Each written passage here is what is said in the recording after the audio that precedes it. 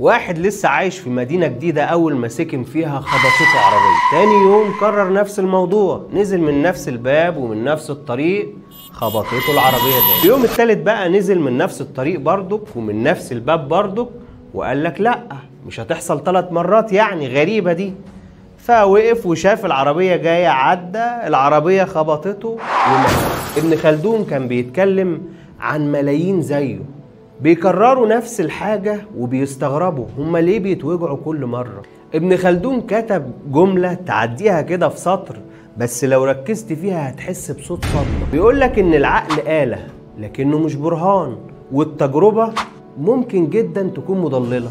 يعني إيه؟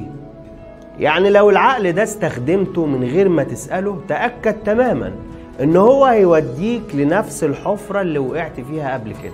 تخيل معايا كده واحدة في مشاكل ما بينها وما بين جوزها مثلا ولا كده، والمشاكل اتطورت والموضوع منفعش وانفصلوا. بعد كده الناس بدأت تتقدم لها للجواز، كل ما يجي حد يتقرب لها تقول لك لا كلكوا زي بعض وانا كده قاعدة مستريحة. هي كده استخدمت عقلها، بس استخدمته على طريقة واحدة وكمان صدقت التكرار. عمنا ابن خلدون بيقول لك كده مش تفكير. امال ايه يا عم؟ بيقول لك ده كده خوف متغلف كده في منطق.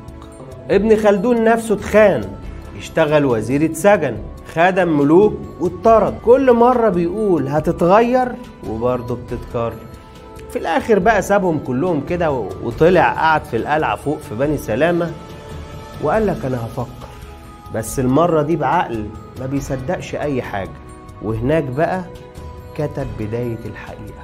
وخد بالك ان العقل مش دايما في صفك لو انت بتستدعيه بس علشان تبرر خوفك، والتجربة كمان مش دايما دليل لو انت بتختار منها اللي يريحك بس. في الحلقة اللي جاية هنحكي عن قصة الدول اللي بتبني نفسها وبتنهار بعد ما تتخنق من نفسها.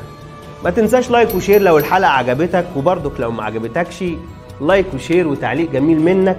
لو وصلت لحد هنا هقولك ايه رأيك في الراجل ده عمنا ابن خلدون؟ هل هو فعلا يستحق الحفلة اللي معمولة عليه دي كلها في العالم كمؤسس علم الاجتماع، ولا ليك رأي تاني؟